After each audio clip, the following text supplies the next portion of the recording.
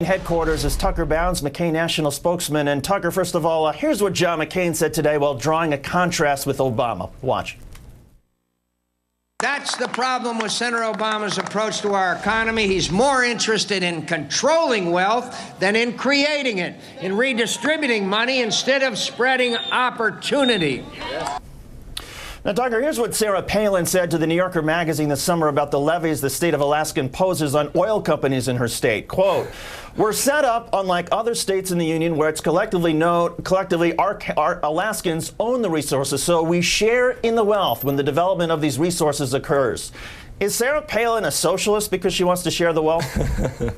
No, in Alaska, it's a unique state because all of the residents there have a unique share of the natural resources that the oil companies come in and use. So therefore, they share the revenues of the resources. It's an entirely different incomprehensible comparison that you're making, David. What John McCain is saying is wait a there's second, no don't we all reason to raise share? taxes. Don't we all share the benefits of capitalism? Don't we all share the benefits of capitalism in this great country? No, it's absurd to equate the sharing the oil resources that all of these Alaskans have an ownership stake in and trying to negotiate a deal with the oil companies that use those resources that's but better Tucker, they have no more ownership than the people off the coast of Louisiana do.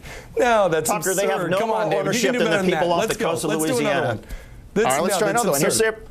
All right, here's another one. Sarah Palin gave a substantive policy speech about energy, and in doing so, she boasted about a pipeline that she supported in Alaska. Watch.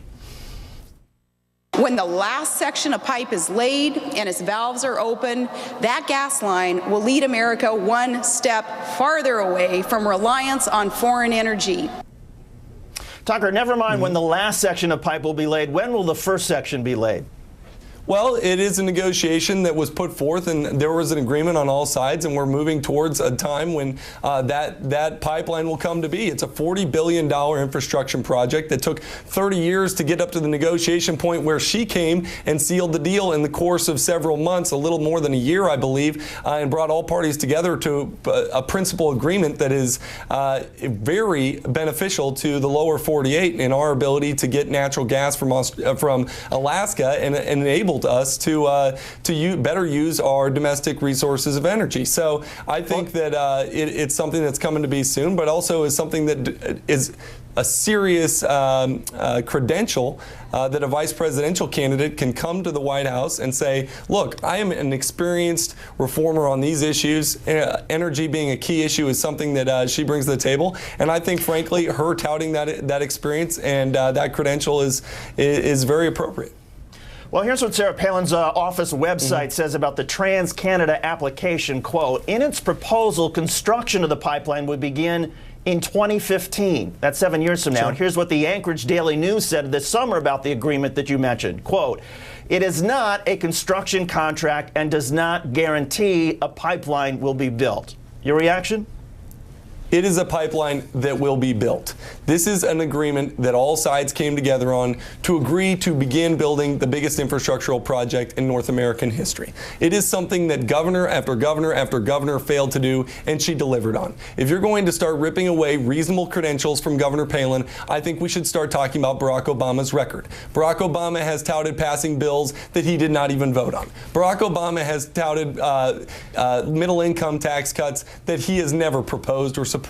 Barack Obama has talked about winning the war on terror and bringing our troops home with victory and honor despite advocating withdrawal and defeat. I think we need to start talking about these records in truthful terms. And frankly, I think we should start talking more about Barack Obama's record and what he would bring to the White House. We are virtually 5-6 days away from an election where we could elect Barack Obama to sit in the chair in the Oval Office. And I don't think a lot of people understand that he wants to raise taxes, which will cripple small business job growth in this country, and that he has a record of supporting higher taxes. Tucker, depends on how you define small business growth. I mean, the fact of the matter is his plan is if you're a small business that makes less than $250,000, your taxes will go down, not up. No, but in any case, I'm talking about the 330,000 jobs that were added to the American economy in the small business sector. And that is, sir, that comes from the Department of Treasury. That is not a John McCain stat. I think it's important for us to talk about these things in truthful terms. He is layering a tax increase on small businesses that file as individuals, people that make as much as $250,000 $50,000 a year or $150,000 a year if you listen to his running mate, or if he's talking about the two highest tax brackets, which is what his plan actually calls for, is actually $164,000 a year.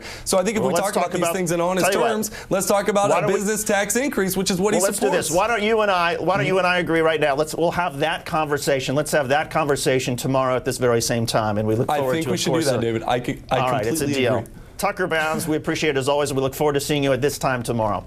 Thank you, David.